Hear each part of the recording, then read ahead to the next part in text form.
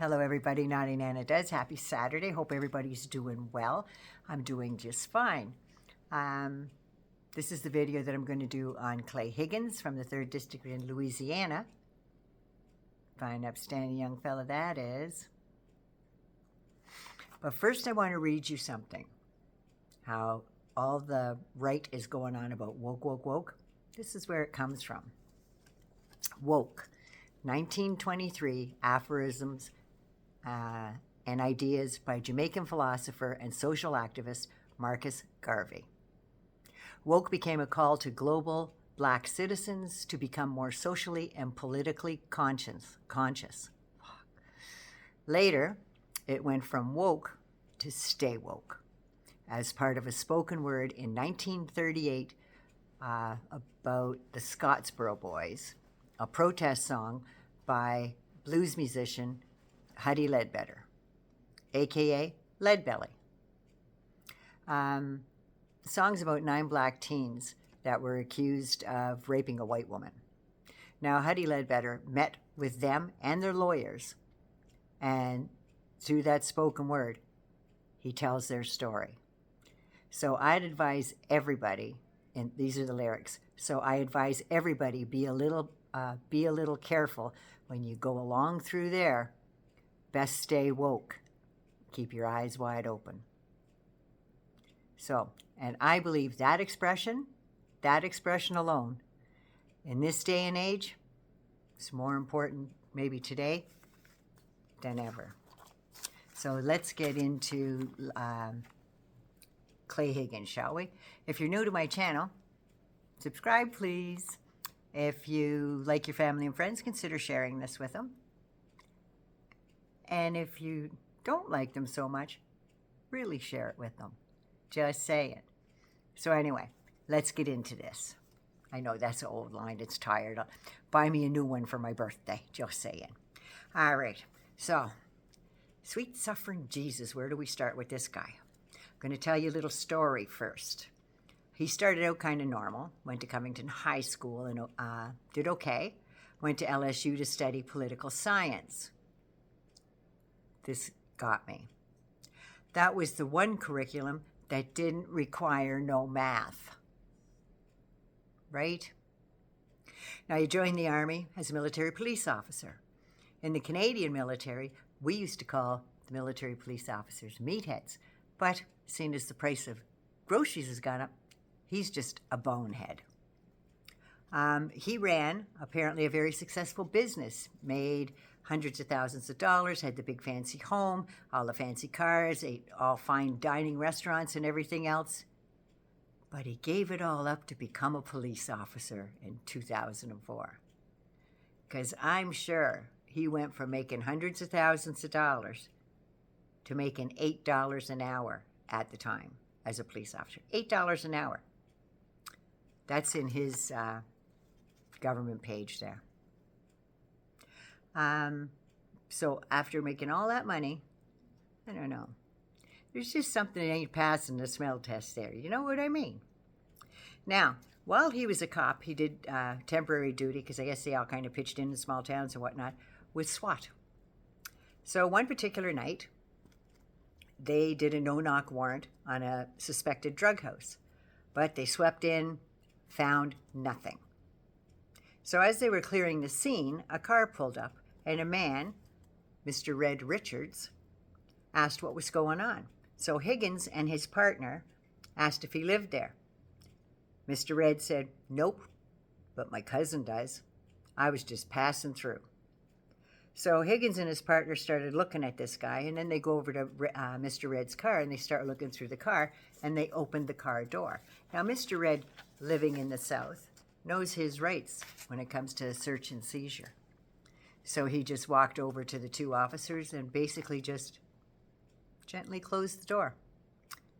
This really got Higgins' partner. Higgins' partner grabbed this man by the neck, pummeled him to the ground. Higgins joins in, forcefully handcuffs this guy, and then Higgins grabs him by his hair and twists his neck. Now, the neighbors are coming out on their porches, and they believe that they've seen Higgins put Mr. Red in a chokehold. Now Higgins, while he's got this man on the ground, says, "Go call your backyard lawyer now, motherfucker." His words, not mine. And searched his car anyway without a warrant. Mr. Red said something to the fact, "We're all going to die, and we have to answer to God for what we've done." So Higgins yells out to make sure everybody hears it, "Are you making death threats against me?" And he grabbed Mr. Red by the neck again and throws him on the car. Now one neighbor makes sure that Higgins sees her and knows that she sees what's going on. So he backs off. And like all bullies, he takes off the cuffs and turns his back and goes to walk over to his SWAT buddies. So Mr. Red lights up a cigarette, and this infuriated Higgins. He walked over, he slapped the cigarette out of Mr. Red's mouth, and then smacked his face. This man was not under arrest. He was an innocent bystander. That's all. So he attacks an innocent bystander, beats on him several times, and Mr. Red didn't resist once. So after this happened, Mr. Red said to both the SWAT team and Higgins and his partner that he was going to file a report immediately after he gets back from the hospital from getting checked out from this assault.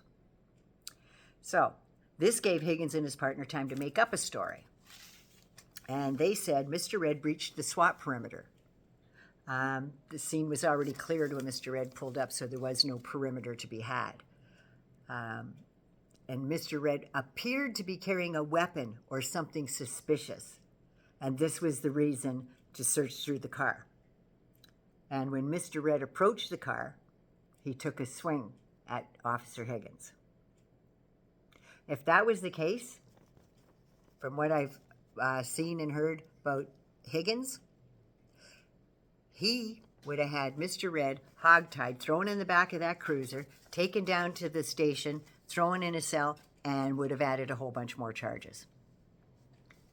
That's the kind of cop he was.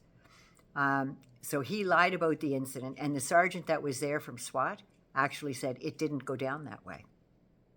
The other part of that is, well, why didn't you stop him on the scene? Just saying. So instead of taking his punishment like a man, he quit. And because no tribunal or no disciplinary action was taken, there was none on his personnel file.